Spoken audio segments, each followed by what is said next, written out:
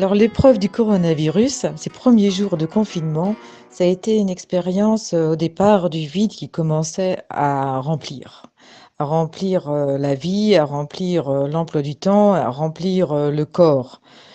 Et ce vide s'est manifesté de manière assez étonnante. Je ne sais pas si ça a été votre cas, mais au départ, il s'agissait pour moi de téléphoner au maximum d'amis et de personnes, de familles, de mon entourage, pour savoir si tout allait bien. Et puis au bout d'une semaine, une fois que j'avais téléphoné à tout le monde, je faisais la liste des personnes que j'avais pas encore contactées. Et donc de liste en liste, j'arrive ensuite à me dire, je fonctionne toujours par liste, et de me dire que rien n'a changé.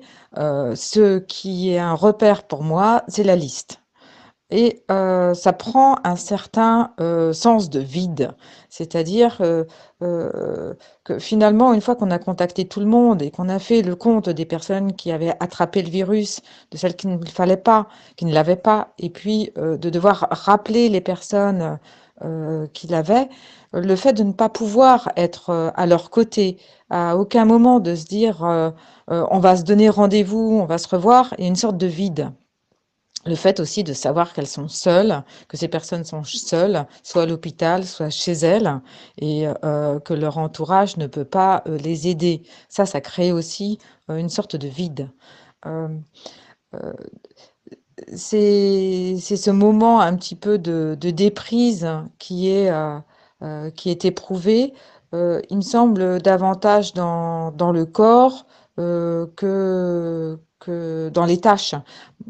Parce que j'ai été comme tout le monde, hein, j'ai rempli mon temps, j'ai rangé ma cave, j'ai rangé mes livres, j'ai peint le mur de ma cuisine. Euh, Néanmoins, au-dessus de tout ça, il y avait une certaine angoisse. Euh, euh, voilà, l'angoisse, je ne saurais pas dire de quoi, parce qu'une angoisse, souvent n'a pas d'objet, mais qui a été en tout cas entretenue par les médias.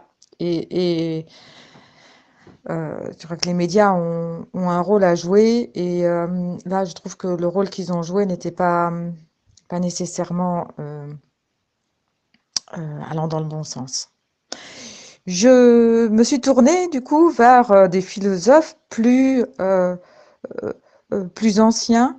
euh, Et ce qui a pu m'aider, c'est de lire des philosophes comme Sénèque, des philosophes des stoïciens. Vous savez, ces stoïciens, ce sont ces personnalités de personnes qui mettent à distance. Je ne sais pas si vous voyez qui était Épictète. C'était un esclave qui avait un maître qui était violent et qui menaçait de lui casser la jambe. Et quand il était en train d'être torturé, il disait à son maître: «Attention, là, vous allez la casser, hein». Et le maître l'a cassée, effectivement, la jambe s'est cassée, et il lui dit: «Vous voyez, je vous l'avais dit, elle s'est cassée».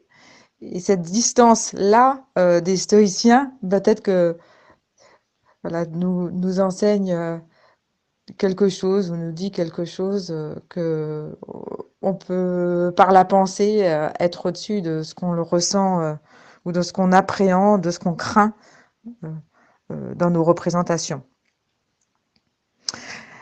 J'ai une citation, qui est celle de Sénèque, qui a vécu 4 ans avant Jésus-Christ et après 65 après Jésus-Christ, donc à l'époque de Jésus-Christ.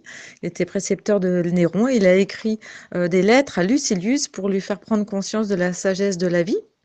Et dans ces petites phrases, il disait: Tu cesseras de craindre en cessant d'espérer. Comme il est doux d'avoir épuisé des désirs, les avoir laissés derrière soi. Et puis une phrase qui peut nous enseigner quelque chose, ou nous dire quelque chose d'essentiel. Il dit: l'essentiel de la vie s'écoule à mal faire, une bonne partie à ne rien faire, toute la vie à faire autre chose que ce qu'il faudrait faire. Dans cette période de confinement, on est vraiment condamné à se poser la question de ce qu'on devrait faire et ce qu'il faudrait faire. À très bientôt. Au revoir.